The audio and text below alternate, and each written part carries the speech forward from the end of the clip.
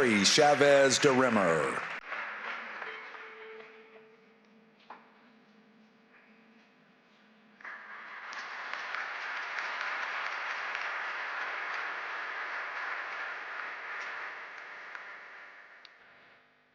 Good morning, everyone. Good morning, Lehigh Valley. Good morning, Pennsylvania. It's an honor to be with you here and with the Vice President right here at Uline.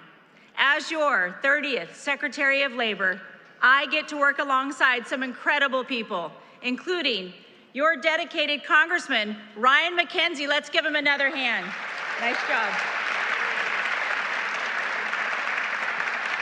I just want to say, Ryan, you're doing an excellent job. I know that you are fighting tirelessly to support the President's pro-worker agenda, and I cannot thank you enough for that.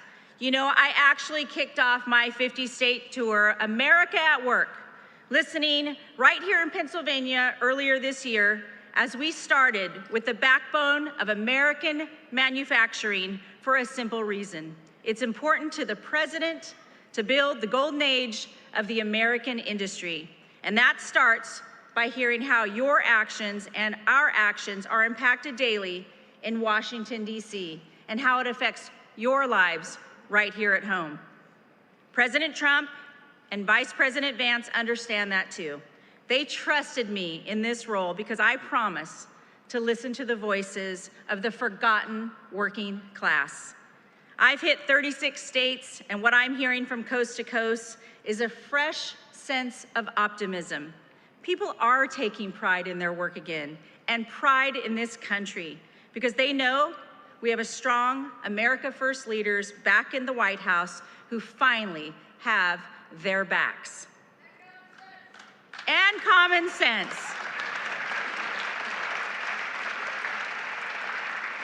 Thanks to President Trump and the common sense did you write my speech? And the common sense policies of this administration, the golden age of America is on the horizon. Under Biden, workers lost over $2,900 in purchasing power as inflation rose faster than wages. But under Trump, inflation is coming down and real wages are back on track to increase by nearly $1,200 after his first full year in office.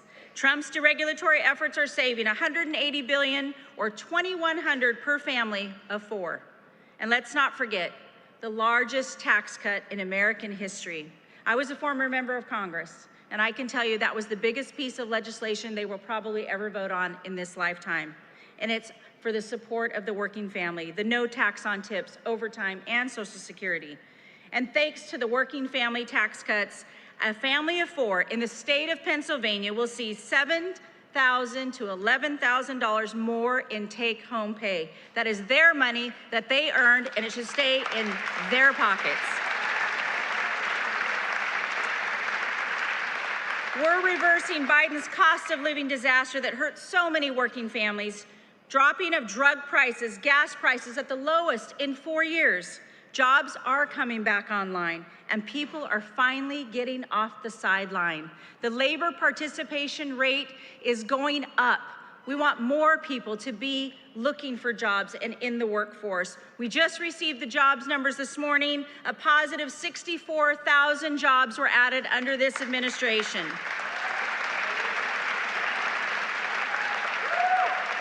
Here's a number to note that I think is very important, and I want you to remember this. And at your next rally, I want you to go say this. Under President Trump, 687,000 jobs have been in the private sector and have gone to native-born Americans.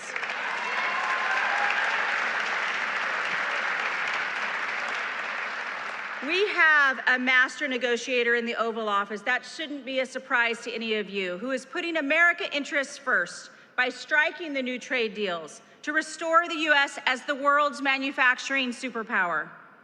More than $18 trillion have been committed as investments into this country to hire thousands of new Americans and thousands of new jobs. Made in America is back. U.S. exports are up 6% over the last year, and the trade deficit continues to shrink. President Trump is leveling the playing field for American workers, manufacturers, creating an economy that works for you, not against you. I can tell you, at the Labor Department, we remain laser focused on putting American workers first. Under President Trump, all job gains have, as I mentioned, have gone to American-born workers. Employed today, more today, 2.5 million American workers more than when he took office. The Department of Labor is investing in skills training and educational pathways to help the workers get their foot in the door without that needy four-year degree. Not everyone will receive a four-year degree, and that is pride back in America. My dad was a Teamster. I know what it was like to work hard. I know what it's like to build something with your hands, and that's what America needs. They need to know that it's okay to make a six-figure income with a trade school, be a tradesman or woman, be a craftsman. That's what we want here in America.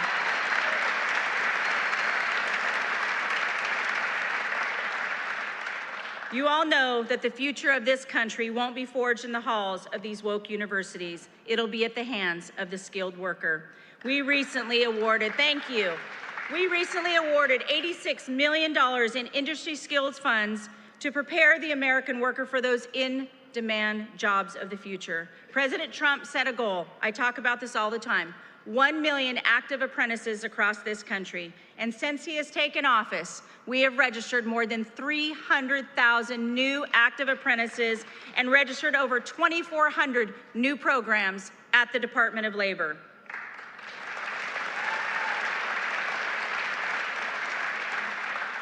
You know, I partnered with Secretary McMahon to help administer the CTE programs and create a streamlined federal education and workforce system.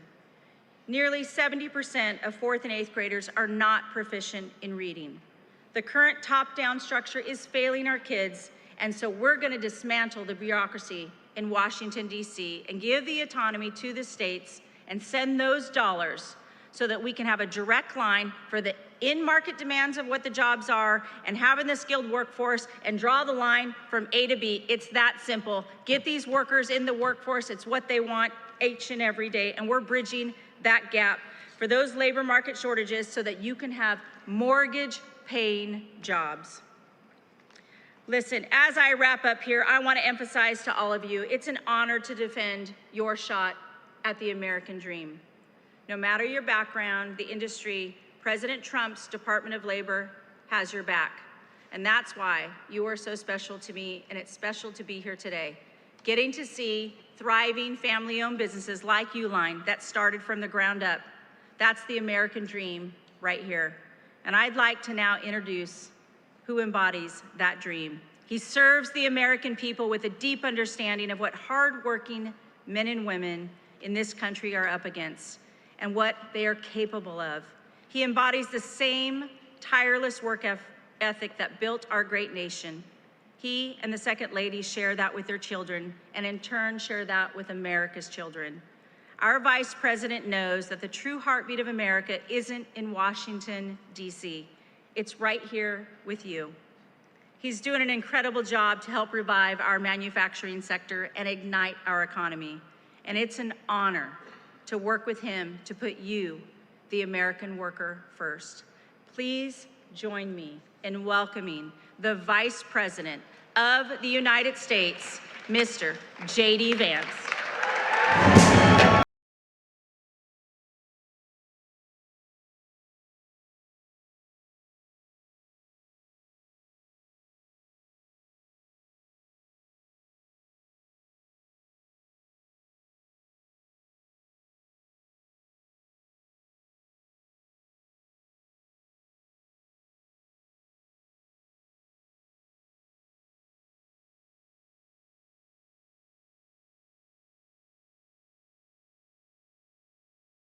To be here in Pennsylvania.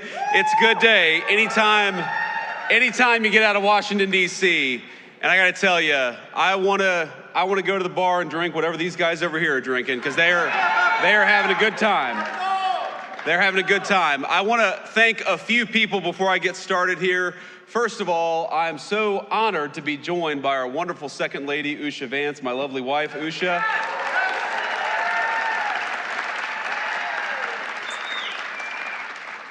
I want to thank our great Secretary of Labor, Lori Chavez de Rimmer, who's doing an amazing job, and she's focused on something that I think is very much close to the heart of our great workers here in Pennsylvania, which is this very simple idea that you ought to be able to raise a family and earn a good wage even if you don't go to college. We don't want to force everybody to go to college. We want to empower people who want to work with their hands to earn a good wage and do a good job, and she's fighting for that every single day. Lori's doing a great job.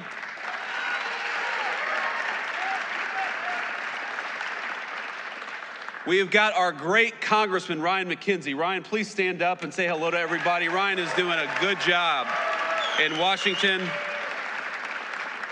He's got a great heart for the people of this district. He's only been in town for a couple of years, maybe only a year now, right?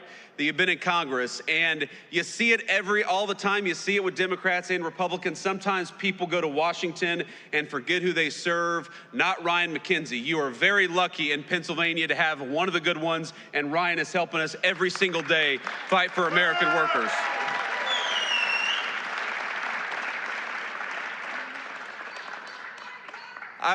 I believe, young man, shouldn't you be in school? We got a great young patriot over here. You ought to come up and take a photo afterwards. But I also want to give a shout out to Treasurer Stacey Garrity. Stacey, thanks for everything that you do, and thanks for being here today. Where is she? There we go. And of course, finally, to all the employees and the management, the good people of Uline for making it possible to be here. This is a massive facility, and I think that it speaks to what's going on in the United States of America under the past 10 months of Donald J. Trump's presidential leadership.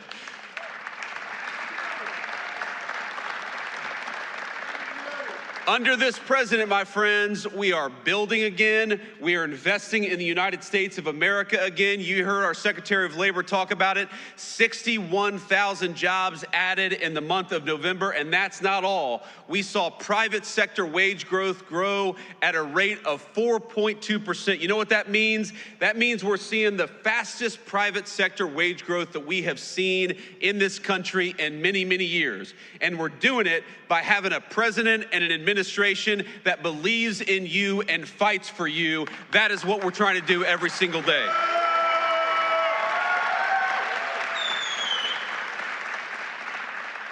Now, I will say, as excited as I was to be here this morning, I remember when I got off the airplane, and it is cold. And, you know, like a good gentleman, I let my wife come down the steps first, and then I get to the bottom of the steps, and there's a bunch of firefighters from the great Lehigh Valley who want to take a photo with me. And obviously, I love our firefighters. I'm happy to take a photo. Now, here's the problem. To the right of me is all these media cameras, probably broadcasting my every moment on national television. Some of the fake news gathered with us here today. And to the left of me is these great firefighters, and there before me is a sheet of black ice. And I think to myself, if I walk over to those guys and take this photo, I am gonna bust my you-know-what. I'm not gonna say it because we have this very bright young man here. I don't want to teach any bad words. I don't want your mom and dad to be mad at me. So I do what any self-respecting man would do in a situation like that. I send my wife to go and take a photo with the firefighters. No, I didn't. I actually didn't. I did it the right way, but I did do sort of the Biden slow shuffle to get over there. I did not want these national cameras to catch me doing anything, you know, because if I wiped out on that runway, you all know that would be national news for the next week. Now, Joe Biden could fall walking up the steps in broad daylight in 80-degree weather. Nobody would mind it, but if me or the president do anything like that, it's going to be plastered all over the news. But now we're here, we've made it, we have not wiped out, and we're here to talk about America's economic comeback. And ladies and gentlemen, we needed an economic comeback in the United States of America. We needed it.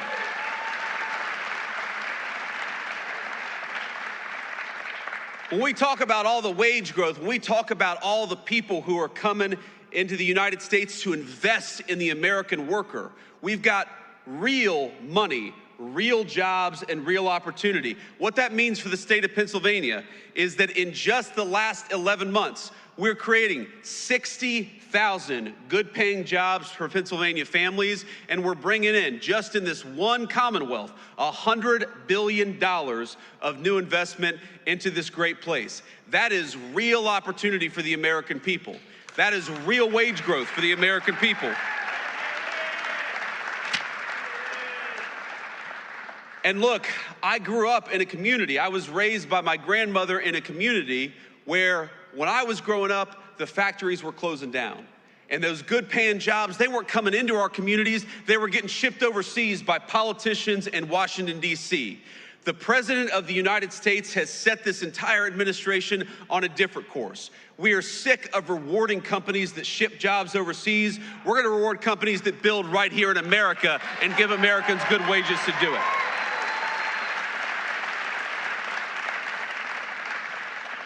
And you already see it, my friends, you already see it in some of the numbers that we're seeing. When I talk about what we are most proud of, I probably start with what we've been able to do at the southern border, and we'll talk about that in a second. But right after that is, if you go to the Biden administration, the average American family lost $3,000 of take-home pay through the terrible inflation of the Biden administration. In just 10 months of the Trump administration, the average American family has gained about $1,000 of take-home pay. Now that difference could not be starker. When Joe Biden was president for 4 years, he took $3,000 out of your pocket. And in just 10 months of the president's leadership, we have put $1,000 back in your pocket. That's what that means. And that's just the beginning, my friends. That is just the beginning.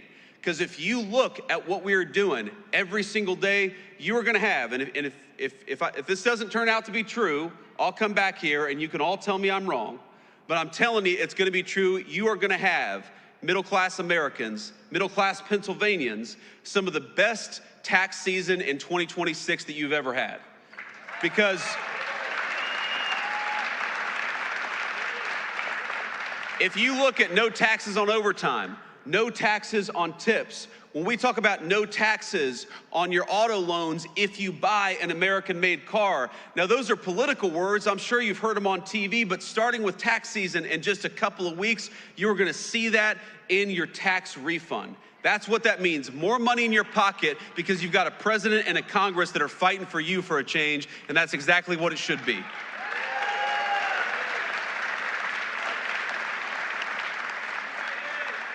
And I gotta say, I'm a little surprised. I'm a little surprised by when the Democrats talk all the time about affordability.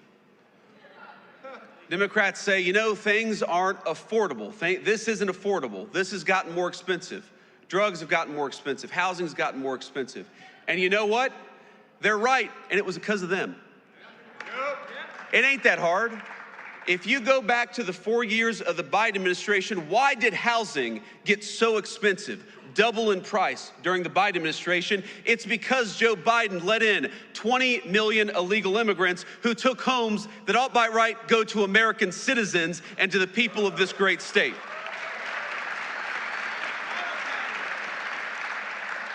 When we talk about why did health care get so unaffordable during the Biden administration, it's because Joe Biden allowed prescription drug companies to take advantage of this country. You know, Europeans were paying way less for prescription drugs than our American citizens. It took Donald J. Trump to haul those pharmaceutical executives into the Oval Office and say, no more. Europe's going to pay more for drugs, and America's going to pay less for drugs because we got to fight for the American people for a change.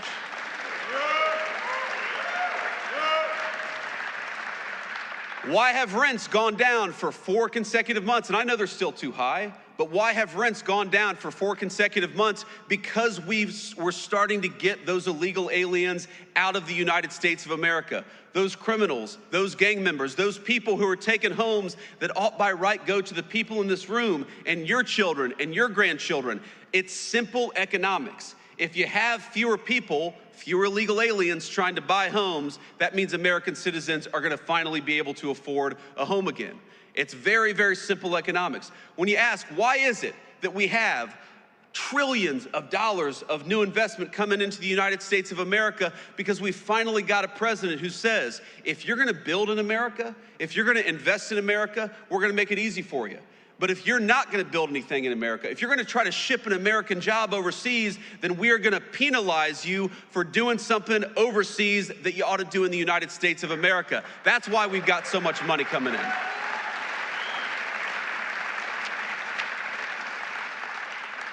So if you look at every single affordability crisis that we talk about in the United States of America today, it's because we inherited a nightmare of an economy from Joe Biden. The highest peacetime debt and deficits in the history of the United States of America, that blows the door off inflation. The highest energy prices in the history of the United States of America. We are in one of the great energy regions in the entire world, not just in America, in the entire world. You know why energy prices are lower? You know why gas prices have come down so much? Because we finally got an American president who wants to invest in American energy and American workers instead of green energy boondoggles that are produced overseas. Thank you. So on all these things, my point, ladies and gentlemen, is that we are making progress.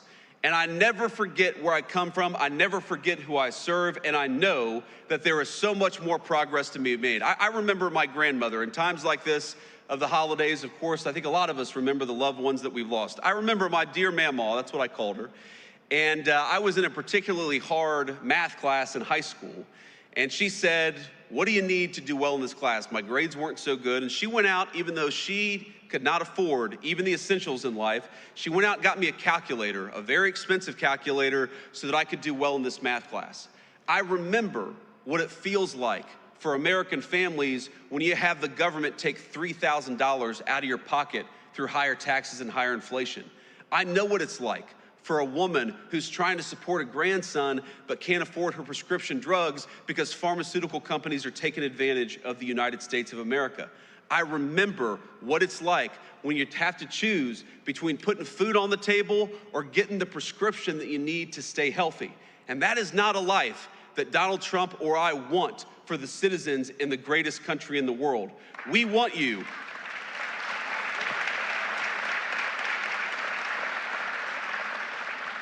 We want you to be able to afford the things that you have to give your kids and your grandkids a good life.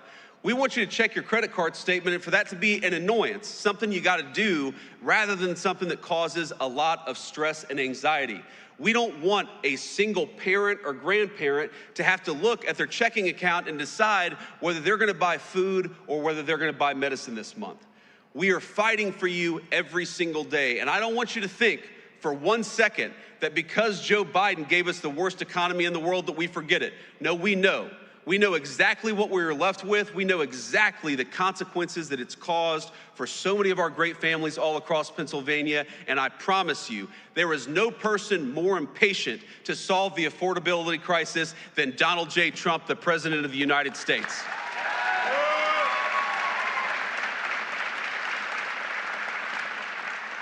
You know, I hear these guys, I hear these Democrats talk about this as if you were gonna fix these problems in a single day. It reminds me of probably the third day in the Oval Office where eggs had gotten so expensive under the Biden administration. And you look, I'm the Vice President of the United States, I'm a very blessed man, but we have 3 little kids who eat a lot of eggs. And so I know the price of a dozen eggs. So the price of eggs got really high during the Biden administration.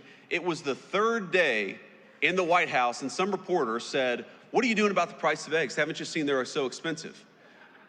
And the president's like, lady, we've been here for 3 days. It takes a little bit of time to fix something that was so fundamentally broken. And so when I hear the Democrats talk about the affordability crisis that they created, it's a little bit like, you know, Charles Manson criticizing violent crime. Look in the mirror, my friend. You are the cause of the problem, and Donald J. Trump's administration is the solution to the problem that you created.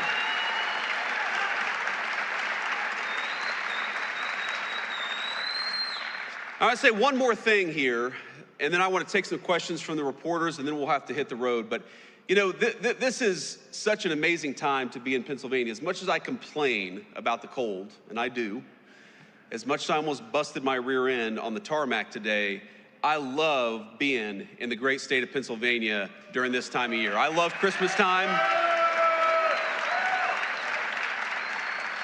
I love the beautiful trees. I love the snow on the hills. I love everything about this state this time of year. It reminds me a lot of my home state of Ohio for reasons that you all know well. But here's the thing. During this Christmas time, I think that we got to remember that we have a lot in the United States of America to be grateful for, and I am at the very top of the list of people who have a lot to be grateful for. I'm very grateful to my beautiful wife and our healthy kids.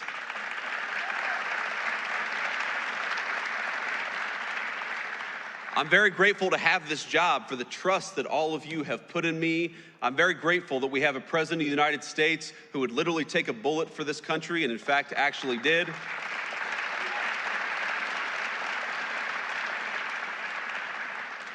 But I just ask all of you to count your blessings this holiday season, because there is a lot good out there. There's a lot that we're still working to fix. But I just wanted to say, from the President of the United States, from the entire administration, my friends in Pennsylvania, Merry Christmas to you. I hope your families have a Happy New Year.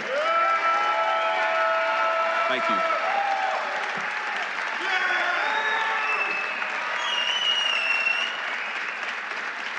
All right. Thank you all. Please sit down. Sit down. We're not done yet. We're not done yet. Please.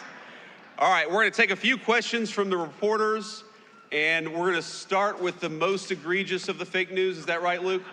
No. We're going to start with the local reporters who have some integrity. So let's start with our local cameraman, and then we'll move on to the fake news if we have some time. Sir or ma'am?